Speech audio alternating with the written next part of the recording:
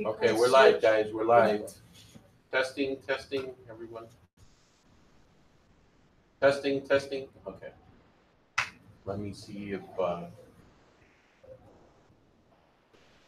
Is that the microphone right there? Yeah, that's the microphone right there. Or you don't speak?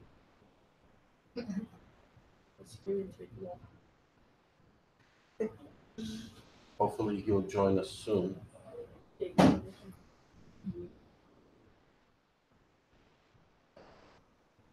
Over the math, my math report, there's a student that could be in the whole summer and the whole 4 week course school Hangout. Really? Yeah.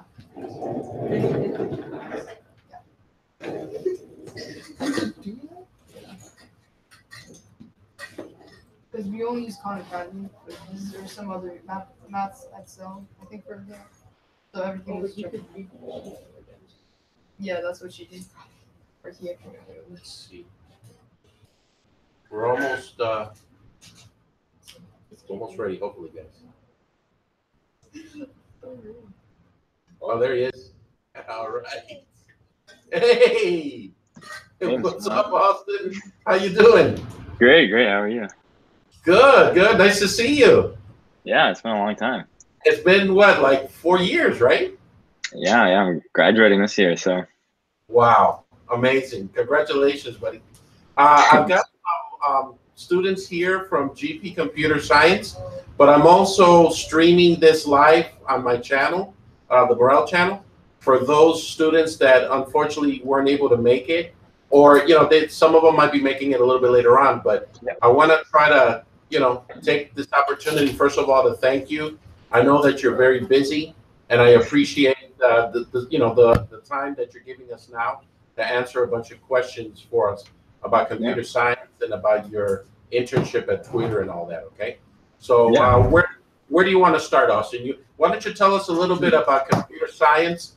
Well, first of all, like some of the things you did at Gulliver, like with Java, and then what you did over at Washington University. Yeah. All right. So, I mean, I remember like the first time I ever was introduced to computer science was like, I don't know if you still have that Visual Basic class, like very introductory class. Right. That was like the first class I took with you.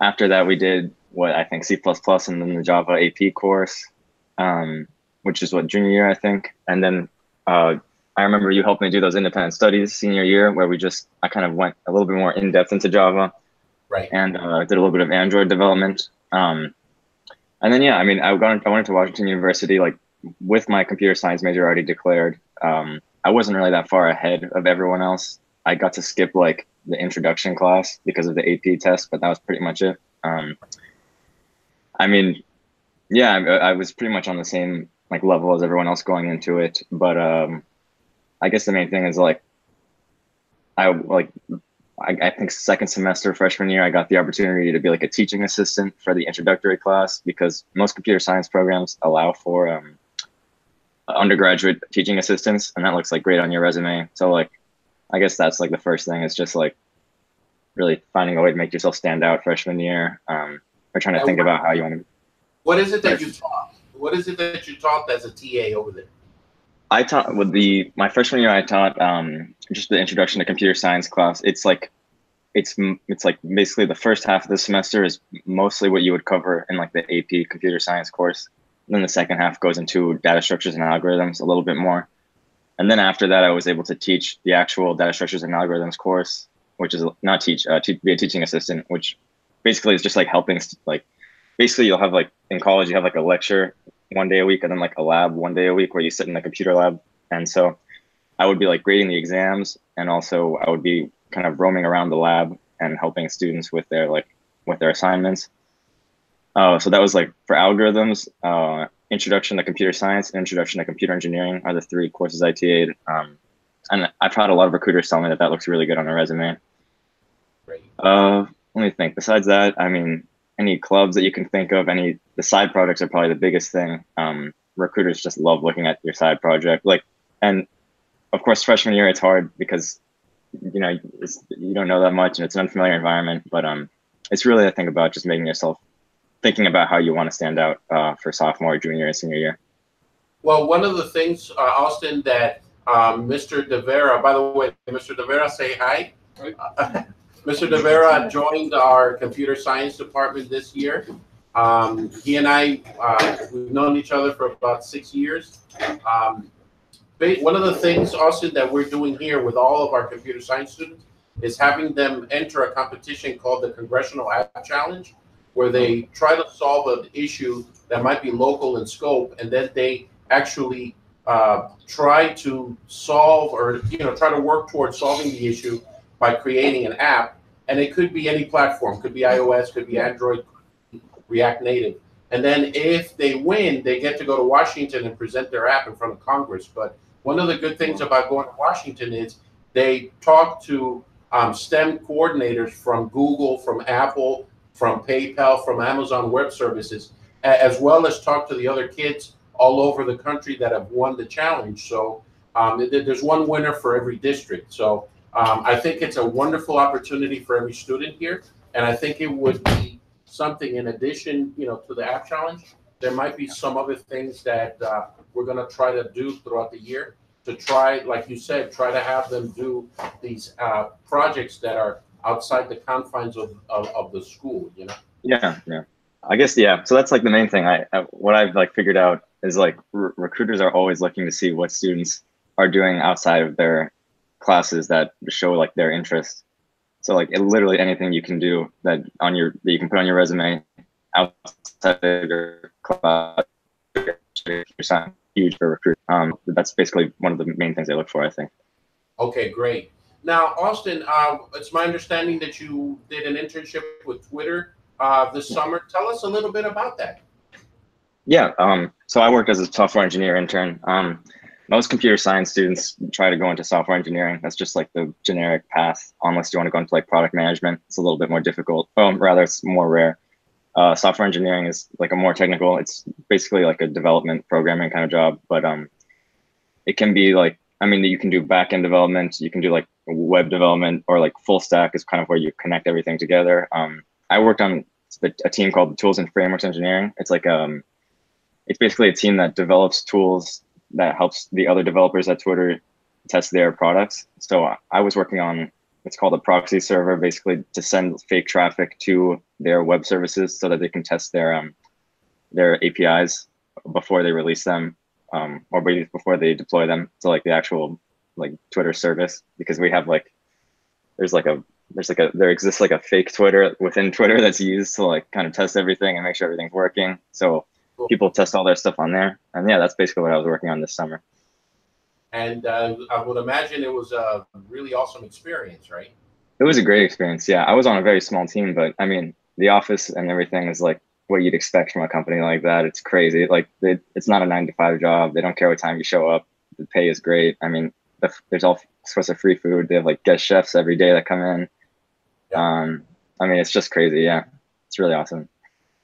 Now, what are your plans from this day forward? Like, it's my understanding you wanted to do like the graduate program at Washington, but you're also considering job offers. Yeah, I basically have until like November, December to decide what I'll be doing. I applied to the master's program just as a backup. I have a return offer for full-time employment at Twitter, and wow. I'm interviewing around. I have a full-time, I have my final round interview with Google is next week, so we'll see about that. Wow. I'm glad you mentioned that. Come on in, Danny. I'm glad you mentioned that. Tell us a little bit, Austin, about the technical interview over at Twitter. Because I'm always trying to impress upon the students the importance of algorithm analysis and trying to think like a computer scientist, because it definitely does help, especially when you're applying initially for a job as a programmer, to be able to solve all of these problems algorithmically. So, tell us a little bit about the interview process. Yeah, the interview is extremely technical. The interview is probably the most difficult part about the whole thing. Like, basically, the interview process is more competitive, I would say, than like the job is difficult. So like, I was never like banging my head against the wall at my job, like, because I couldn't figure out a problem. But like, you basically have to practice and practice and practice like hours and hours of interview. Like I've spent over probably 200 hours just practicing. You know, like I don't know if you probably don't go into like binary trees and like linked lists and just stuff like that. You have to be able to basically solve the algorithm. Sorry, there's some feedback. But basically you have to solve the algorithm optimally. They'll give you like a technical problem. Like for example, if you have a list of integers and there's like an odd number of integers and there's an odd number of n integers and then there's one even number of n integers, you have to like find out which integer it is. And they always ask you about like the time complexity, the space complexity, like how much space you're using. And yeah, I mean, it just takes a lot of practice. It's definitely not something they teach you in school, and you just have to like learn it. And you also have to get used to like failing interviews because it happens all the time. Yeah, so an important consideration if you're in high school, in order to just start thinking about this interview process and trying to get ready for something like that. An important consideration would just be to continue to just solve as many problems as you can and try to learn as many of the concepts. For example, in Java, data structures, trees, linked lists, and so forth, right?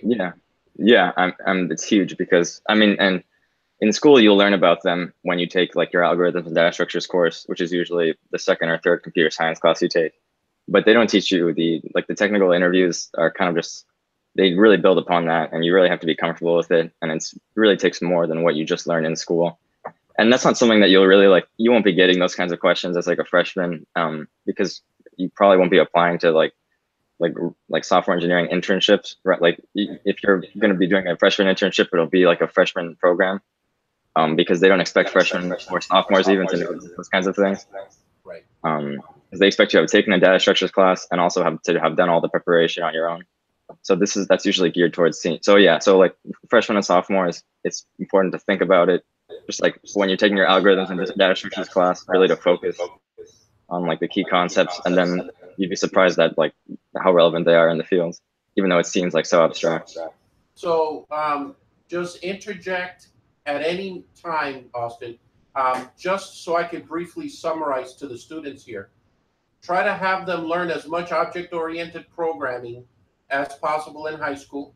Try to have them do extracurricular, maybe passion projects, apps, anything that'll address some issue outside the walls of the classroom.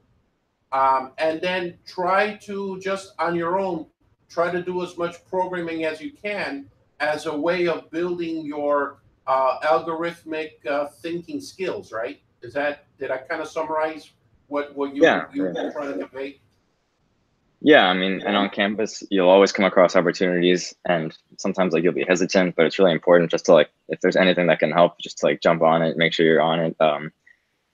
And yeah, I mean, the projects are huge because I would say like 80% of like resumes are just screened out right away when they find that like, if they don't see anything that like really pops out at them. So like only 20% of like candidates are even really considered probably.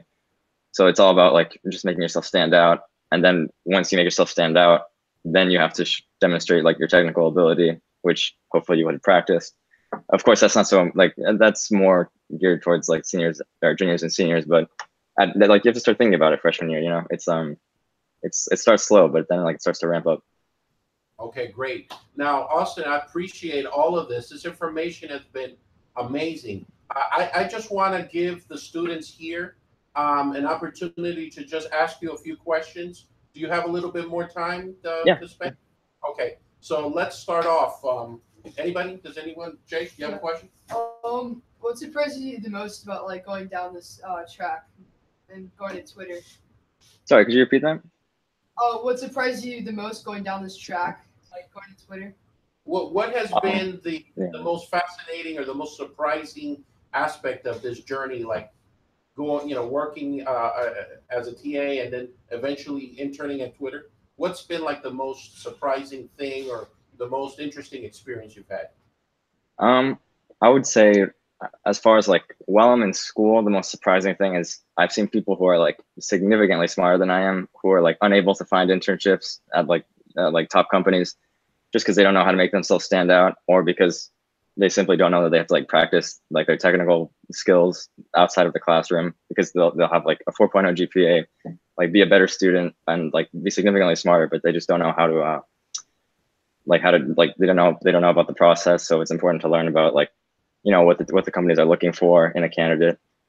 And I would say in the industry from this summer, it's just crazy how smart like all those engineers are. A lot of times you just feel like you're kind of like the stupidest person in the room, honestly. But it's good, and that's a good thing, and like you just learn so much. And also one other thing would be like the engineers are just jumping around those companies like all over the place. They'll spend like 1-2 years at Twitter, go over to Google, go to Apple. It's like very strange but interesting. Great. Thank you. Any other questions, guys?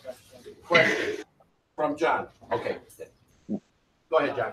What did you do to stand out? What did you do, Austin, to stand out with respect to your peers at the university? Well, I was really lucky that I was able to skip the introduction course and to TA it freshman year. And then I was just a TA or a teaching assistant like all through my college career. As far as side projects go, I had worked on like this one application where that was used within Cuba. Like there's this Cuban developer basically who was jailed for like having this email-based application to eliminate censorship, like internet censorship in Cuba, because it's very heavily censored. So basically, they only have access to email, and there was like a PHP-based application that allowed people to. It was like a web browser. It wasn't being like used by very many people. A few people used it. It was like a cool project, but I just put it on my resume. They'll always ask you about projects on your resume in interviews, and you get to talk about it, and that's really where you get to stand out. I've done like another project where like it's just to organize like pickup soccer games where you can like pay online with Stripe, and just like to see that you've worked with different kinds of technologies and frameworks and are willing to learn them on your own time is probably what makes you stand out the most. Right. I'm glad you mentioned that, Austin, because I have a student now at Georgia Tech.